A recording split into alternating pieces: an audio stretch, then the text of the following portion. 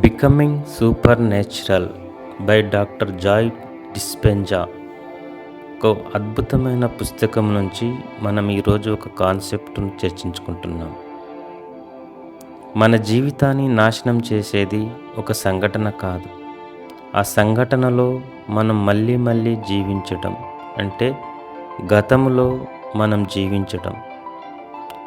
గతం ముగిసిపోయింది, కానీ మనలో అది ఇంకా ఎందుకు బతుకుతోంది? ఒక ఆదివారం మధ్యాహ్నం సూర్యకాంతి నెమ్మదిగా ఇంట్లోకి జారుతుంది. గాలి తాకిడికి కర్టెన్లు మృదువుగా ఊగుతున్నాయి.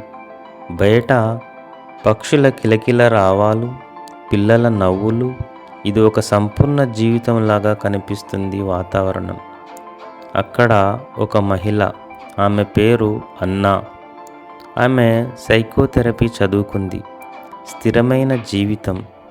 ఆమె కుర్చీలో కూర్చొని పుస్తకం చదువుతుంది.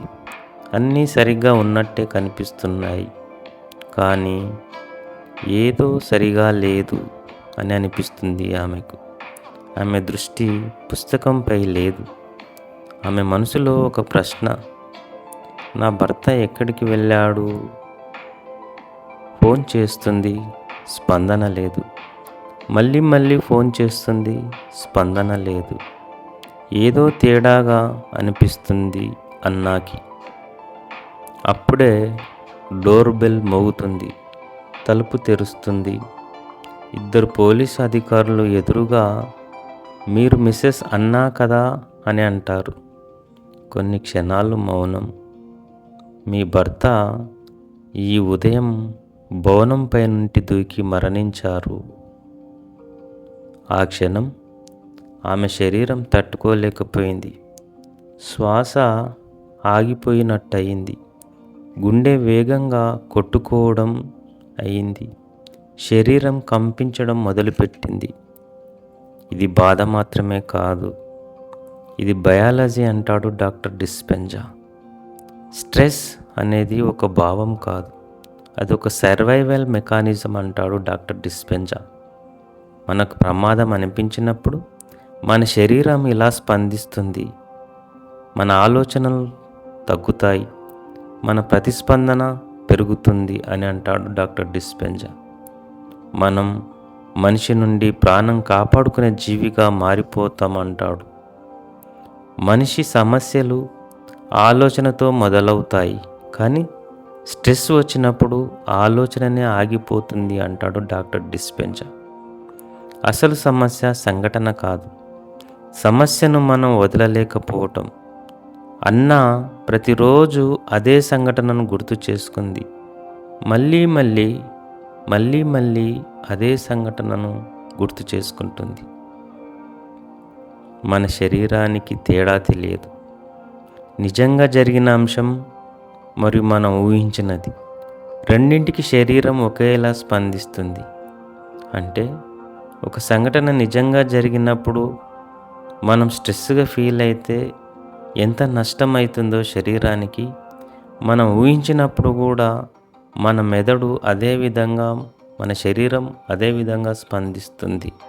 అంటే గతాన్ని గుర్తు చేసుకోవటం కాదు, మనం గతాన్ని మళ్ళీ సృష్టిస్తున్నాం, మళ్ళీ గతంలోనే బతుకుతున్నాం అంటాడు డాక్టర్ డిస్పెంజా. భావాలు అంటే గత అనుభవాల రసాయనాలు. ఒక సంఘటన, ఒక భావం, అవి కలిసిపోతాయి, మరి అది మనలో స్థిరంగా నిలిచిపోతుంది. ప్రజలు అన్నాను ఇలా చూడటం మొదలుపెట్టారు. ఆమె భర్తను కోల్పోయిన మహిళ, అది ఆమె ఐడెంటిటీ అయిపోయింది ప్రస్తుతం. ప్రతిసారి ఆమె కథ చెబితే ఆమె మళ్ళీ అదే బాధను అనుభవించింది. మనం మన కథలను చెప్పటం కాదు, మన కథలే మనల్ని తయారు చేస్తున్నాయి. బంధనం. అన్నా ఏమైంది? ఆమె ఆలోచనలు గతంలో, ఆమె భావాలు గతంలో, ఆమె జీవితం గతంలో, ఆమె శరీరం స్పందిస్తున్నది కూడా గతంలో ఎలా స్పందించిందో ఈ ఆలోచనలు వచ్చినప్పుడు కూడా అదే విధంగా స్పందిస్తుంది అని అంటాడు డాక్టర్ డిస్పెంజా. గతం ఒక జ్ఞాపకం కాదు, అది ఒక అలవాటు అని అంటాడు డాక్టర్ డిస్పెంజా. మనం ముందుకు వెళ్ళాలంటే గతాన్ని మర్చిపోవాల్సిన అవసరం లేదు, కానీ దానిలో మళ్ళీ జీవించడం ఆపాలి అంటాడు డాక్టర్ డిస్పెంజా. ఎందుకంటే మన శరీరం గతాన్ని గుర్తుపెట్టుకోదు, దాంట్లో జీవిస్తుంది. అది గతము అనే తేడా కూడా తెలియదు మన శరీరానికి.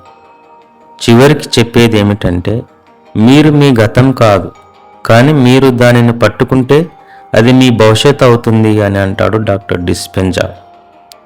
ఇలాంటి లోతైన సైకాలజీ, ఫిలాసఫికల్ కాన్సెప్ట్స్ కావాలంటే ఈ ఛానల్ సబ్స్క్రైబ్ చేయండి.